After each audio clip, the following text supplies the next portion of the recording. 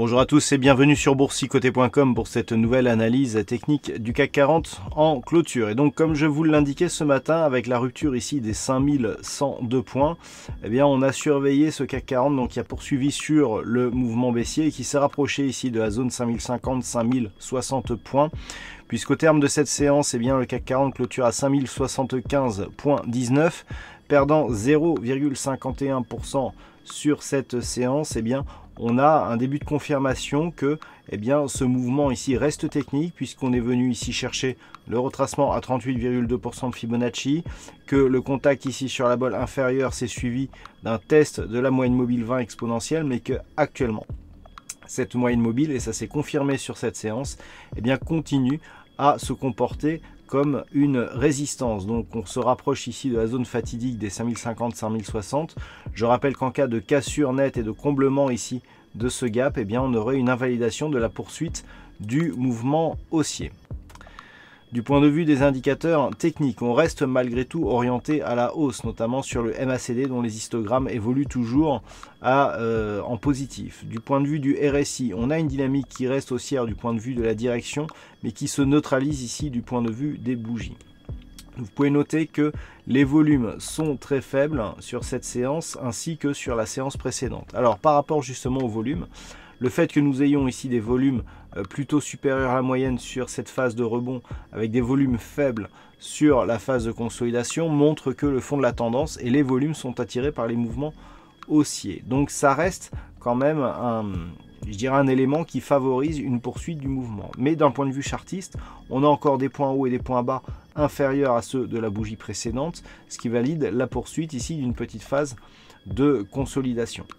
Du point de vue de la configuration technique, on reste dans les mêmes paramètres, à savoir ici une zone 5050-5060 qui fait office de support.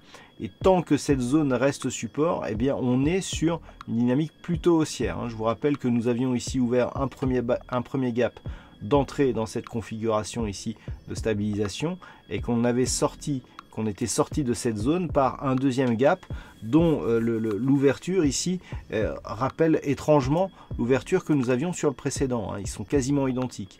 Et le fait que nous ayons eu ça, tant que l'on reste ici au-dessus de ces deux gaps, eh bien, nous laisse dans une perspective plutôt haussière malgré l'affaiblissement que nous observons aujourd'hui. Donc tant que l'on est au-dessus des 5050-5060, on reste orienté à la hausse, mais la hausse ne sera totalement validée que sur une rupture ici pérenne de la zone des 5145. Pourquoi 5145? Parce que c'est tout simplement le retracement à 38,2% de Fibonacci.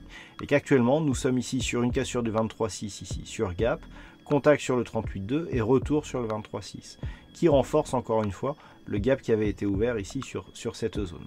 Donc si on repassait ici au-delà des 5145, après un test du 38,2, on aurait une cassure du 38,2, et là l'objectif serait donc la zone 50-61,8 avec cette fameuse zone horizontale des 5248 points qui pourrait faire office d'objectif en cas de cassure justement de ce retracement.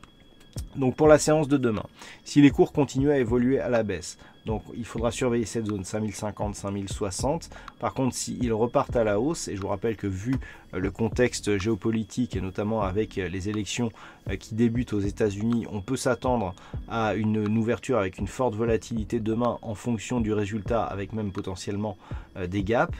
Donc attention, un niveau technique qui risque d'être fortement testé en cas de fort écart constaté. Mais au-delà ici des 5175 points, il y aurait donc une poursuite du mouvement en direction de cette zone des 5248. Voilà donc ce que l'on peut dire sur cette analyse technique du CAC 40 en clôture. En termes de statistiques, on est dans une configuration sensiblement équivalente à celle d'hier, à savoir un nombre d'occurrences significatifs assez faible. On oscille entre hausse et baisse, les statistiques et les probabilités sont relativement équilibrés. Malgré tout, on a peu d'occurrences, donc cette statistique ne pourra pas être donnée comme fiable. Voilà donc pour cette analyse. Passez une bonne soirée. On se retrouve dès demain pour d'autres analyses techniques, toujours sur le site boursicoté.com.